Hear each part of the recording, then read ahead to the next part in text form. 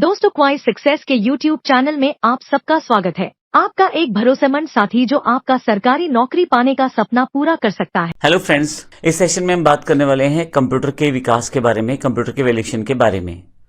सबसे पहले बात करते हैं कंप्यूटर का विकास किस प्रकार से हुआ। हम यहाँ पे बेसिकली कंप्यूटर जब विकसित हो रहा था तो कौन कौन सी डिवाइसेस उससे पहले विकसित हुई और कंप्यूटर तक हम कैसे पहुंचे उसकी जानकारी लेने वाले हैं। मैं आपको बता दूं, इसमें काफी सारे क्वेश्चन पूछे जाते हैं एग्जाम में और आपको यहाँ पे कुछ चीजों का ध्यान रखना है कि कौन सी सदी में आविष्कार हुआ, कौन सी मैकेनिकल डिवाइस है, कौन सी इलेक्ट्रॉनिक डिवाइस है, किस कार्य में आती थी। ये सब चीजों का आपको ध्यान रखना है। जो कंप्यूटर या लैपटॉप हम आज प्रयोग करते हैं वो आज की दिन नहीं है, उसके लिए काफी सदियों से मेहनत की जा रही है और इसके लिए उसको स्टेप बाय स्टेप काफी सारे चरणों में उसका अलग अलग रूप में आविष्कार हुआ, फिर उन चीजों को जोड़ा गया, फिर नई चीजें ऐड की गई। इस तरह से एक कंप्यूटर के रूप में आज जो डिवाइस हमारे पास है उसका हम प्रयोग कर पाते हैं। तो कंप्यूटर के विकास में सबसे इंपॉर्टेंट और पहला नाम एबेकस का है। यह कंप्यूटर के इतिहास का सबसे पुराना डिवाइस है। हालांकि ये बिल्कुल कंप्यूटर से मैच नहीं करता। यह एक मैकेनिकल डिवाइस होता है जिसमें एक तारों का फ्रेम होता है। इसे चाइना में 16वीं सदी में आविष्कृत किया गया था, यानी कि इसे बनाया गया था 16वीं सदी में चाइना में। अगर आप बच्चों के लिए एक स्लेट देखें तो उसमें तारों में बिट पिरोए रहते हैं जो आजकल भी मार्केट में मिल जाती है। कुछ इसी तरह का यह डिवाइस था एबेकस, जिसमें बिट्स रहते थे, छोटी छोटी गोलियां रहती थी तारों में। आप एबेकस का प्रयोग कैलकुलेशन करने में कर सकते थे, जैसे जोड़ने में, घटाने में, गुना करने में। और ध्यान रखिएगा ये मैकेनिकल डिवाइस था, अर्थात इसमें कोई भी इलेक्ट्रॉनिक तार वगैरह लगाने की जरूरत नहीं थी। यह एक मैकेनिकल डिवाइस था जो आप नॉर्मल प्रयोग कर सकते थे बिना किसी बिजली के। इसके पश्चात जैसे एबेकस आविष्कृत हुआ उसके पश्चात 1617 में एक नेपियर बोन ने अलग से डिवाइस बनाई। इसे नेपियर बोन्स भी कहा जाता है। इसका यूज भी एडिशन, सब्सट्रैक्शन, मल्टीप्लिकेशन, डिवीजन इत्यादि के लिए किया जाता था। उसके नेक्स्ट पार्ट में जब 1620 में विलियम ऑर्टेड ने स्लाइड रूल को आविष्कृत किया। अब आप प्लस माइनस गुना भाग तो कर सकते थे, अब उसका एक नया पार्ट जोड़ा गया, वर्गमूल, यानी कि स्क्वायर रूट और लॉगरिथम। इसके अलावा ट्रिग्नोमेट्रिक फंक्शंस, इन सब के लिए आप स्लाइड रूल का प्रयोग कर सकते थे। विलियम ऑर्टेड ने 1620 में इसका आविष्कार किया था। अब ध्यान रखिएगा, आपसे अगर जो क्वेश्चन पूछा जाता है वो ये पूछा जाता है स्लाइड रूल में क्या क्या चीजें की जा सकती हैं। उसमें आपके पास ऑप्शंस दिए जाएंगे, आपको इन चीजों का ध्यान रखना है। अगला हमारे पास है पास्कल कैलकुलेटर। ब्लेज पास्कल ने एक मैकेनिकल डिजिटल कैलकुलेटर का आविष्कार किया 1645 में। अब यह मैकेनिकल और डिजिटल प्रारूप था, अर्थात कुछ इसको बिजली चाहिए थी और कुछ यह मैकेनिकल डिवाइसेस के साथ मिलकर काम करता था। काम ये बेसिक ही कर पा रहा था, जैसे जोड़ना, घटाना, यानी कि एडिशन, सब्सट्रैक्शन इत्यादि। लेकिन मुख्य बात यह थी कि एक मैकेनिकल प्लस डिजिटल कैलकुलेटर था। इसके पश्चात एक मैकेनिकल कैलकुलेटर लाइबनिज ने आविष्कृत किया 1671 में, जिसका यूज फिर से एडिशन, सब्सट्रैक्शन, मल्टीप्लिकेशन, डिवीजन के लिए किया था। लेकिन कहीं ना कहीं थोड़ा सा फास्ट था ये और काम करने की गति इसमें बढ़ गई थी और काउंटिंग इत्यादि आप बड़ी फास्ट कर सकते थे इसमें। नेक्स्ट जो पार्ट है Charles Babbage. Charles Babbage computer के पिता कहे जाते हैं। मैं आपको यह भी बता दूं कि कई बार ये क्वेश्चन कई एग्जाम्स में और कई जगह पूछा जाता है। चार्ल्स बेबेज ने 1822 में जो मशीन बनाई थी उसे डिफरेंस इंजन कहते थे। अब बेबेज का कंप्यूटर के विकास में बहुत बड़ा योगदान है, तभी इन्हें कंप्यूटर का पिता कहा जाता है।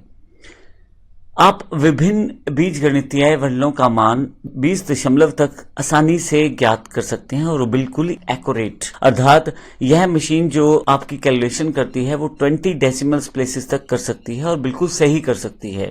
और इसकी एक प्रॉब्लम ये थी कि उस वक्त ये मशीन जो थी भाप से चलती थी, अर्थात इस बड़ा इंफ्रा, एक बड़ा प्रोसेस और एक भाप, यानी कि इसको चलाने के लिए आपको स्टीम की आवश्यकता होती थी।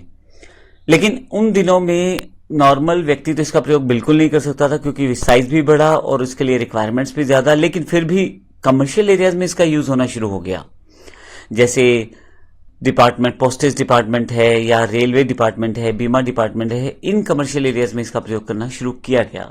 इसके पश्चात एनालिटिकल इंजन का आविष्कार हुआ। चार्ल्स बेबेज ने यह मशीन तैयार की में अब इनपुट, आउटपुट, स्टोरेज भी अवेलेबल थी, कंट्रोल भी था। इन सबको मिला के एक मशीन आविष्कृत की गई जो ये कह सकते हैं कि आज के कंप्यूटर का एक बेसिक टेम्पलेट कहा जा सकता है, एक रफ प्रोसेस कहा जा सकता है जिसमें आप मैथमेटिकल कार्य कर सकते थे, बल्कि अपनी जो आउटपुट आई है उसको स्टोर भी कर सकते हैं, उसको स्टोर भी कर सकते थे। और यह ऐसा पहली बार किसी डिवाइस में किया गया था। इसलिए मैंने पहले बोला था कि चार्ल्स बेबेज को कंप्यूटर का पिता कहा जाता है, क्योंकि यह मशीन जो थी अब थोड़ा सा आगे आ चुकी थी, जिसमें आपके पास इनपुट अवेलेबल थी, प्रोसेस आउटपुट अवेलेबल थी, स्टोरेज अवेलेबल थी, कंट्रोल अवेलेबल था। इन सब चीजों को बांट के एक इकट्ठा प्रोसेस तैयार किया गया, जिसमें अब मैथमेटिकल कार्य के अलावा भी आप स्टोरेज के रूप में अपनी आउटपुट को स्टोर कर सकते थे। नेक्स्ट जो था टेबुलेटिंग मशीन थी। 1880 में हार्मन हॉर्लेट ने इसका आविष्कार किया था। यहाँ पे थोड़ा सा डिफरेंस इसने ये किया कि इंफॉर्मेशन को स्टोर करने के लिए पंच कार्ड का प्रयोग किया। यह एक पंच कार्ड होता है जिसमें छेद बन जाते थे। अब उन छेदों को पढ़ के ये डिसाइड किया जाता था कि इसमें डेटा क्या लिखा गया है। यह एक्चुअली एक मैकेनिकल टैबुलेटर पे आधारित था। इसमें आप इंफॉर्मेशन या डेटा को स्टोर कर सकते थे और इवन सॉर्ट भी कर सकते थे। 1896 में टैबलेटिंग मशीन जो कंपनी बनाई गई थी, उसमें 1924 में इंटरनेशनल बिजनेस मशीन बन गई। अर्थात जो IBM आज आप सुनते हैं, उसको 1924 में इंटरनेशनल बिजनेस मशीन्स के रूप में बनाया गया था। अगर हम आगे की बात करें तो नेक्स्ट फेज में हमारे पास बेसिक कंप्यूटर का एक ब्लॉक तैयार हो गया था कि हमें क्या क्या चाहिए होती है।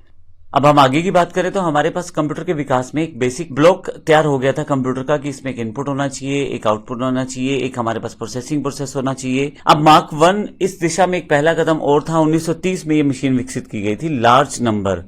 यह पहली इलेक्ट्रोमैकेनिकल कैलकुलेशन मशीन थी, जिसका प्रयोग आप कैलकुलेशंस के लिए कर सकते थे, बड़े बड़े नंबर्स के कैलकुलेशंस के लिए। और सबसे इंपॉर्टेंट बात, यह इलेक्ट्रोमैकेनिकल अर्थात बिजली और मैकेनिकल प्रोसेस दोनों को इकट्ठा करके इस मशीन को बनाया गया था। ENIAC इसका आविष्कार 1946 में जे प्रेस्पर एक्रिट ने किया था और जॉन मॉसली ने किया था। इसका पूरा नाम electronic numerical integrator and computer था और यह वर्ल्ड का पहला इलेक्ट्रॉनिक कंप्यूटर था। तो पूछा जाता है कई बार आपके एग्जाम्स में, क्वेश्चंस में, कि पहला आपका इलेक्ट्रॉनिक कंप्यूटर कौन सा था, तो ENIAC का नाम वहां पे आता है।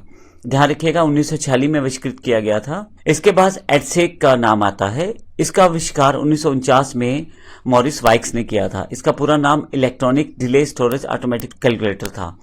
जहां पे इलेक्ट्रॉनिक और मैकेनिकल फंक्शंस को यहाँ पे तवज्जो दी गई, वहीं पे साथ में स्टोरेज के लिए भी यहाँ पे स्पेसिफिक प्लेस सेटअप किया गया। अर्थात यहाँ पे अब इंफॉर्मेशनल प्रोसेस को आप स्टोर भी कर सकते थे। तो इसका अर्थ ये हुआ, जो कंप्यूटर हम आज की डेट में प्रयोग करते हैं वो काफी सालों, काफी सदियों, काफी दशकों की मेहनत का आउटपुट है, जिसमें काफी सारे इसमें फेसेस थे जिसको हमने इस पूरे कंप्यूटर के इवोल्यूशन या विकास में देखा है। तो अगले सेशन में हम बात करने वाले हैं कंप्यूटर की जनरेशंस की। एग्जैक्टली कंप्यूटर का जो जनरेशन है वो कौन कौन सी आई, किस तरह से चली, इसके भी काफी सारे क्वेश्चन एग्जाम से पूछे जाते हैं। नेक्स्ट स्टेप में हम इसको देखते हैं। धन्यवाद। अब सरकारी नौकरी पाने का सपना आपकी मुट्ठी में है। पढ़ो घर से, अपने समय के हिसाब से, अपनी सुविधा के साथ। बस विजिट करो www.quis.success.org.in या डाउनलोड करो क्वाइस सक्सेस मोबाइल ऐप और पाओ 24/7 एक्सेस। और हाँ, सब्सक्राइब करो हमारे YouTube चैनल क्वाइस सक्सेस। बेल आइकन जरूर दबाओ ताकि हर नया वीडियो आप तक सबसे पहले पहुंच सके। धन्यवाद। Thank you.